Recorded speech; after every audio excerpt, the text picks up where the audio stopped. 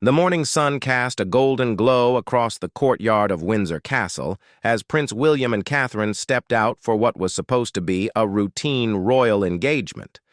However, something was different about this particular appearance.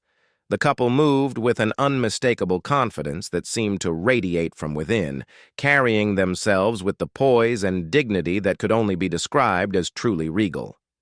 Catherine wore a stunning navy blue dress that perfectly complemented her elegant figure, while William looked distinguished in his tailored charcoal suit. But it wasn't their clothing that caught everyone's attention. It was the way they carried themselves, the subtle changes in their demeanor, and the undeniable presence they commanded as they walked side by side. Royal photographer James Henderson, who had been covering the royal family for over 2 decades, noticed it immediately. He had seen William and Kate at countless events, but this time was different. "There's something about them today," he whispered to his assistant while adjusting his camera lens. "They look like they're already wearing invisible crowns."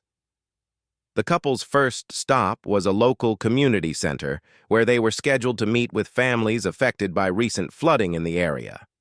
As they entered the building, conversations naturally hushed, not out of protocol, but out of genuine respect for the commanding presence they brought with them. William's posture was straighter than usual, his movements deliberate and purposeful, while Catherine glided beside him with a grace that seemed almost ethereal. Mrs. Sarah Thompson, a mother of 3 who had lost her home in the floods, was among the first to meet the royal couple. She later described the encounter to reporters.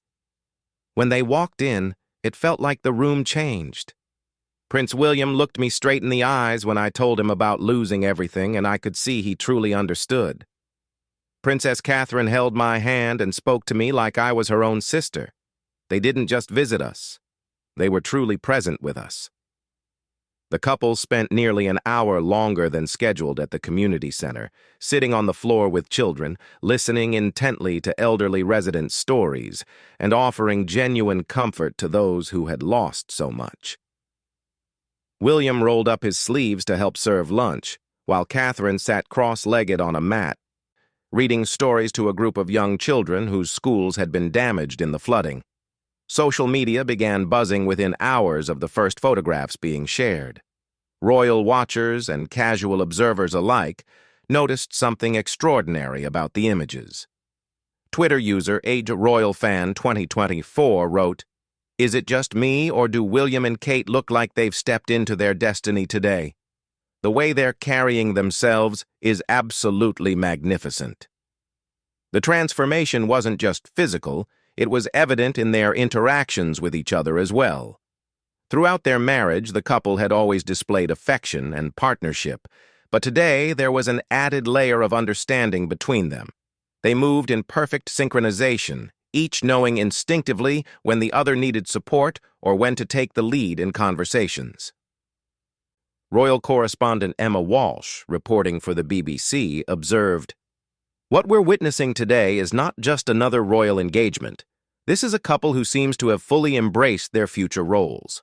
They're not just representing the monarchy, they're embodying it in a way that feels both traditional and refreshingly modern." As the day progressed, the couple visited a local hospital where they spent time with healthcare workers who had worked tirelessly during the flooding emergency. Nurse Jennifer Clark, who had been working double shifts for weeks, broke down in tears when William thanked her personally for her service. "He didn't just shake my hand," she said later. "He looked at me like he truly saw all the work we'd been doing, all the sacrifice. And Princess Catherine gave me the warmest hug I've ever received." The hospital visit revealed another dimension of their evolving royal presence. They didn't simply walk through wards making polite conversation. They engaged deeply with patients, families, and staff members. William spent 20 minutes with an elderly gentleman who had been separated from his wife during the evacuation, helping to arrange a video call between them. Catherine sat bedside with a young mother whose baby had been born during the chaos of the floods, offering not just royal acknowledgement, but genuine human connection. Dr. Michael Roberts, the hospital's chief administrator, later commented, I've hosted many royal visits over the years, but this felt different. They weren't just fulfilling duties, they were serving in the truest sense of the word. They brought hope into rooms that had been filled with worry and uncertainty. The photographs from the hospital visit would later become some of the most shared royal images of the year.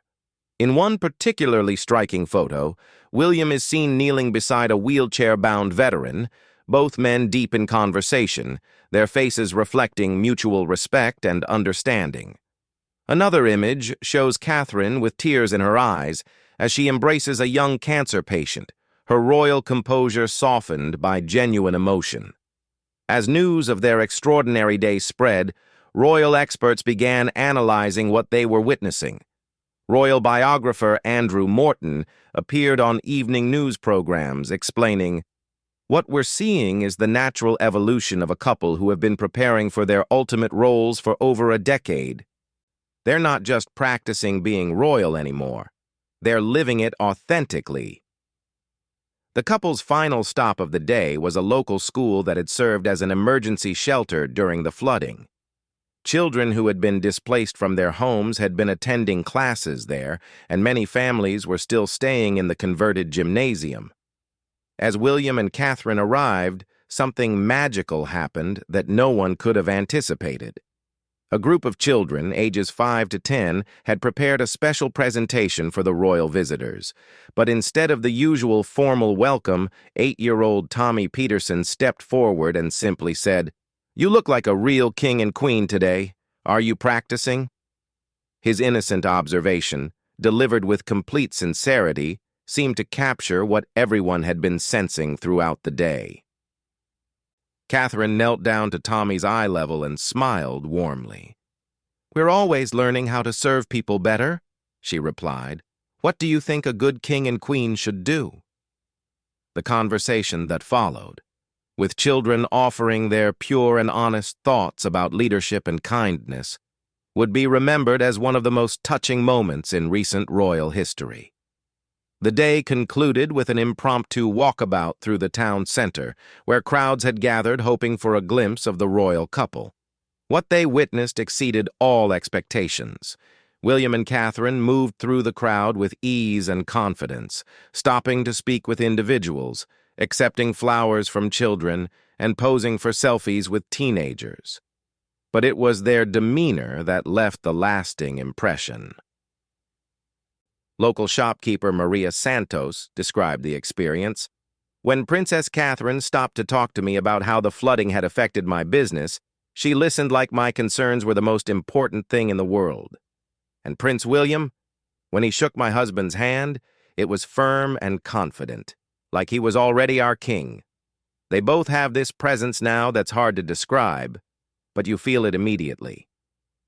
As the royal couple's car pulled away that evening, leaving behind a community that felt genuinely cared for and inspired, the internet was already ablaze with discussions about what people had witnessed. The hashtag #RowKingAndQueenEnergy began trending worldwide, with thousands sharing the photographs and videos from the day. Royal photographer James Henderson, reviewing his images that evening, realized he had captured something extraordinary. "In 20 years of photographing the royal family," he told his editor, "I've never seen anything quite like this. They didn't just visit a community today. They showed us what the future of the monarchy looks like, and it's absolutely compelling." The first day of what would become known as their transformation had ended, but the conversations it sparked were just beginning. Social media platforms buzzed with speculation, admiration, and excitement about what this evolution in William and Catherine's royal presence might mean for the future of the British monarchy. The second wave of their remarkable transformation became evident during their next public appearance, just 3 days after their community visit. This time, they were attending the annual Commonwealth Day service at Westminster Abbey, a formal occasion that would typically call for traditional royal protocol.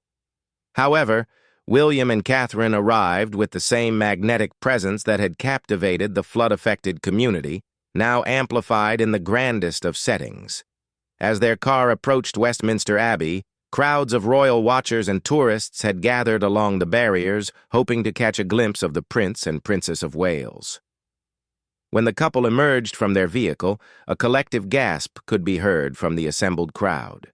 Catherine wore a deep emerald coat dress with matching accessories, while William was impeccable in his military dress uniform, but it was their bearing that truly commanded attention.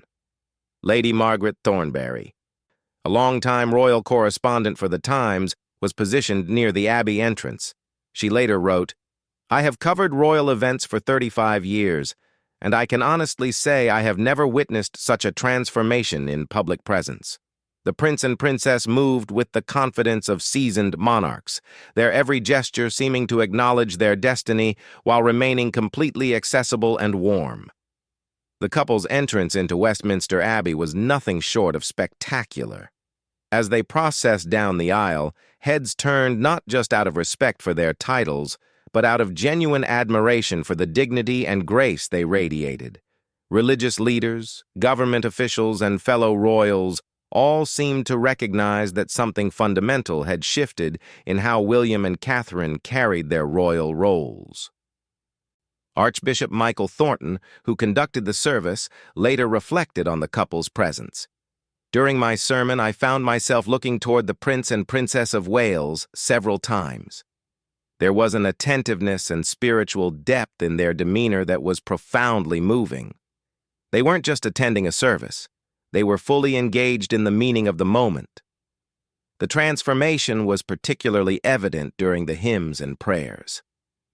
William's voice could be heard singing with confidence and joy, while Catherine's face reflected genuine devotion and contemplation.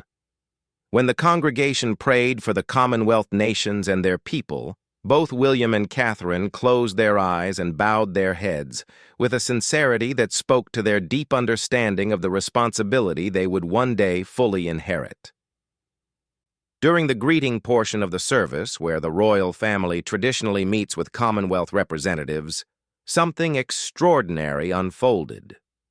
Instead of the usual brief handshakes and polite exchanges, William and Catherine engaged in meaningful conversations with each delegate.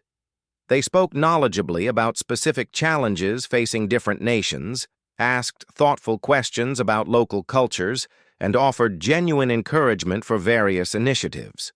High Commissioner Janet Williams from Jamaica was particularly impressed. "The Princess of Wales asked me detailed questions about our youth education programs and seemed genuinely interested in how the royal family might better support our efforts. Prince William discussed climate change impacts on our islands with such depth and concern that it felt like speaking with a world leader, not just a future one.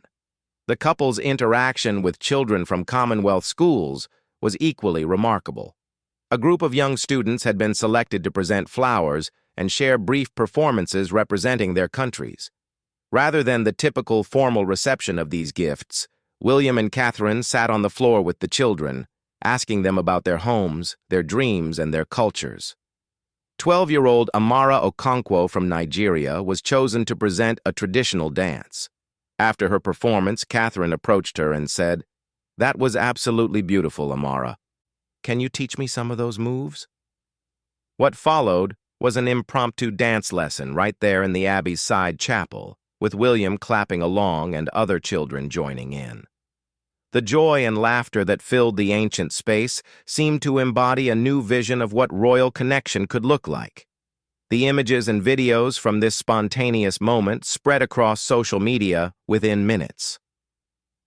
Royal fan account Alpbar Modern Monarchy posted, "This is what the future of royalty looks like. Catherine dancing with children from around the Commonwealth while William cheers them on. They're showing us that you can be dignified and relatable at the same time." Following the service, the couple attended a Commonwealth reception at Buckingham Palace. Royal receptions were traditionally formal affairs with carefully orchestrated conversations and brief interactions. However, William and Catherine transformed the atmosphere simply through their presence and approach. Instead of standing in a receiving line waiting for guests to approach them, the couple moved throughout the room, initiating conversations and spending substantial time with each group. William engaged in a lengthy discussion with youth activists from Australia about climate action, while Catherine spent nearly 20 minutes with women entrepreneurs from various African nations, listening intently to their challenges and successes. Dr. Priya Sharma, a community leader from India attending the reception, described her interaction with the royal couple. "I expected a brief hello and perhaps a question about my work. Instead, Princess Catherine spent genuine time understanding our women's literacy program, and Prince William offered to connect us with resources through the Prince's Trust. They treated our conversation like it was the most important part of their day." The evening's most touching moment came when William and Catherine encountered Samuel Chen, a young man from Malaysia who had started a foundation helping children affected by natural disasters. When Samuel nervously began to explain his work, William immediately put him at ease. "Samuel, what you're doing is exactly the kind of leadership our world needs. Tell us how we can help amplify your impact." The conversation that followed lasted over 15 minutes, with both William and Catherine taking notes on their phones and genuinely engaging with Samuel's ideas. By the end of their discussion, they had committed to featuring his work in their upcoming Royal Foundation newsletter and connecting him with their network of international partners. Palace staff members, who had worked numerous royal events over the years, noticed the change in atmosphere. Head butler Thomas Whitfield, who had served the royal family for over 2 decades, confided to colleagues, "I've never seen a royal reception quite like this. Usually these events are pleasant but predictable. Tonight felt alive, meaningful. The prince and princess weren't just hosting, they were truly connecting." The transformation extended beyond their public interactions to subtle changes in how they carried themselves throughout the palace. Security personnel noted how William and Catherine moved through the corridors with increased confidence, stopping to greet staff members they encountered and asking thoughtful questions about their work and families. Chef Margaret Davies, who had prepared special Commonwealth-inspired canapés for the reception, was surprised when Catherine appeared in the kitchen during a quiet moment. "I wanted to thank you personally for creating such beautiful food tonight," Catherine said. "I know our guests will remember not just the flavors, but the care you put into representing their cultures." The genuine appreciation and respect in her voice brought tears to the chef's eyes. As the reception concluded and the couple prepared to leave Buckingham Palace, something unprecedented happened. Instead of departing through their usual private entrance, William and Catherine chose to walk through the main courtyard where palace staff were finishing their evening duties. They stopped to thank the security team, the cleaning crew, and the garden maintenance staff, treating each person with the same respect and attention they had shown to the Commonwealth dignitaries. Night Security Supervisor Robert Hayes later told his family, "In 15 years of working at the palace, I've rarely had personal interactions with the senior royals. Tonight, Prince William shook my hand and asked about my family, and Princess Catherine thanked me for keeping everyone safe. They made me feel valued in a way I'll never forget." The drive back to their residence was quiet, but photographers capturing their departure noticed something significant. Through the car windows, William and Catherine could be seen in animated conversation, clearly energized rather than exhausted by their day of engagements. Their body language suggested excitement and purpose rather than the tired relief often visible after long royal duties. Royal Protection Officer David Matthews, who had accompanied the couple throughout the day, observed, "I've worked with many members of the royal family, and you usually see them decompress after major events. But the prince and princess seemed more energized as the day went on. It's like they're discovering what they're truly capable of in these roles." The evening concluded with William and Catherine making a surprise stop at a late-night cafe near their residence, where they bought coffee for the establishment's small night shift staff. The cafe owner, Mrs. Elena Rodriguez, was initially startled but quickly charmed by the couple's down-to-earth approach. "They didn't want any special treatment," she later told reporters. "They waited in line like anyone else, asked about our business, and left a generous tip. Princess Catherine even helped me clean some tables when she saw we were short-staffed. They're not just royal, they're genuinely good people. The day's events generated massive media coverage and social media discussion. Royal expert Victoria Arbiter appeared on multiple news programs to analyze what the public was witnessing. This isn't just about improved confidence or better public relations. William and Catherine are demonstrating a fundamental evolution in their understanding of modern monarchy. They're showing us that royal service can be both dignified and deeply personal. The hashtag Modern Royalty joined EU King and Queen energy in trending worldwide, with thousands sharing their observations about the couple's transformation. Comments ranged from professional royal watchers to casual observers, all noting the unmistakable change in how William and Catherine were approaching their roles. As news of their extraordinary Commonwealth Day continued to spread internationally, anticipation began building for their next public appearance. The royal calendar showed they were scheduled to attend a state dinner in just 1 week, and speculation mounted about whether this remarkable evolution would continue on such a grand stage.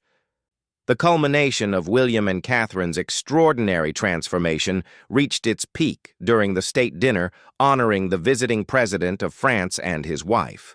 This was to be the most formal and high-profile event of their recent public appearances, and the anticipation among royal watchers, international media, and palace staff had reached unprecedented levels. The evening began with the traditional carriage procession from Horse Guards Parade to Buckingham Palace. As William and Catherine emerged from the palace to greet their guests, the assembled crowd of hundreds fell into an almost reverent silence. Catherine wore a stunning midnight blue gown with intricate beadwork that caught the light beautifully, complemented by the late Queen's diamond tiara, while William looked magnificent in his evening dress uniform with full decorations. But it was not their attire that left observers speechless. It was the way they moved together, the confidence in their bearing, and the unmistakable aura of natural leadership that seemed to emanate from them both. Royal photographer Helena Morrison, positioned to capture their entrance, later described the moment. "I've photographed hundreds of royal occasions, but I've never seen anything quite like this. They looked like they had been born to rule, like this was simply their destiny being fulfilled before our eyes." The French president and first lady who had met William and Catherine on previous occasions immediately noticed the transformation. During the private greeting before the formal dinner, President Laurent Dubois privately remarked to his wife, "They carry themselves differently tonight. There's a gravitas about them that speaks to their future roles." The formal dinner itself took place in the magnificent ballroom of Buckingham Palace, with 170 distinguished guests, including government ministers, business leaders, cultural figures, and diplomatic representatives. The seating arrangement placed William and Catherine at the head table, where their presence commanded attention from every corner of the room. As the evening began with the traditional toasts, William rose to deliver welcoming remarks on behalf of his father. His speech was not just diplomatic courtesy, but a masterful demonstration of statesmanship.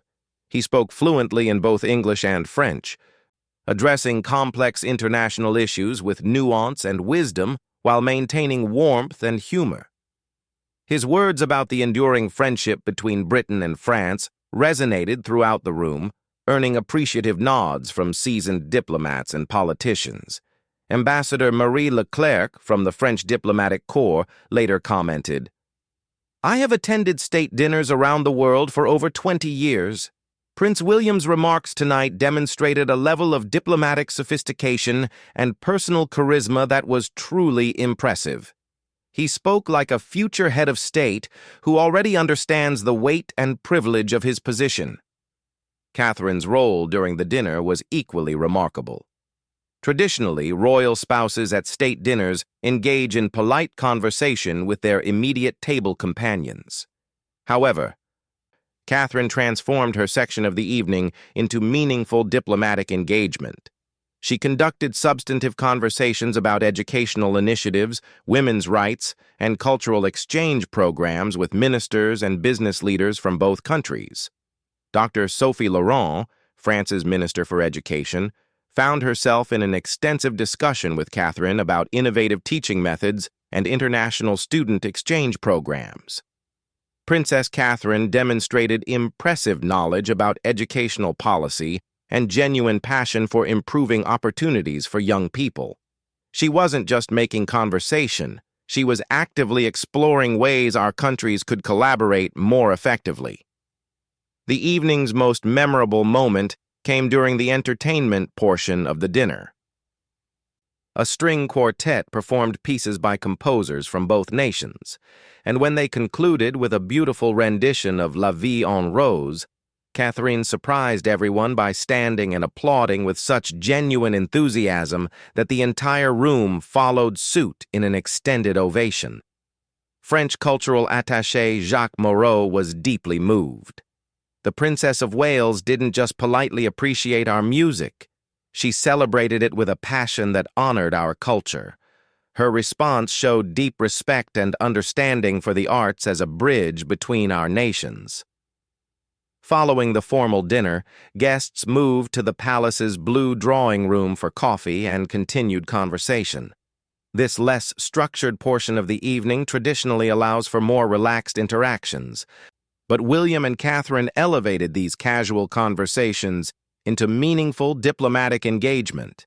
William spent considerable time with French business leaders discussing sustainable technology initiatives and climate change solutions. His knowledge of environmental policy and genuine commitment to finding innovative solutions impressed executives who had initially expected pleasant but superficial royal conversation. Catherine gravitated toward the French cultural delegation, engaging in passionate discussions about art, literature, and music. When renowned French author Isabelle Moreau mentioned her latest work about women's experiences during historical conflicts, Catherine revealed she had not only read the book, but had thoughtful insights about its themes and contemporary relevance. "I was astounded," Isabelle later told French media. "The Princess of Wales engaged with my work at a level that many literary critics don't achieve. She understood nuances and connections that demonstrated real intellectual depth and cultural curiosity." The evening's most touching moment occurred when William and Catherine encountered Professor Henri Dubois, an elderly historian who had spent his career studying Anglo-French relations. Professor Dubois, now in his 80s and using a walking stick, had been invited as a recognition of his life's work, but felt somewhat out of place among the political and business figures. Catherine noticed him sitting quietly and approached with William. Instead of a brief acknowledgement, they spent nearly 30 minutes engaged in fascinating conversation about historical parallels to current diplomatic challenges. Professor Dubois shared stories from his research, while William and Catherine asked thoughtful questions and offered insights that demonstrated their own deep understanding of history and its relevance to contemporary leadership. Professor Dubois later told reporters, "I have met many world leaders and dignitaries throughout my career, but I have rarely encountered individuals who combined such natural charisma with genuine intellectual curiosity. They didn't just honor my presence, they made me feel like my life's work mattered to the future of our nation's relationship." As the evening progressed, palace staff noticed how William and Catherine's presence seemed to energize the entire gathering. Conversations became more animated, laughter more frequent, and the atmosphere more relaxed and genuine.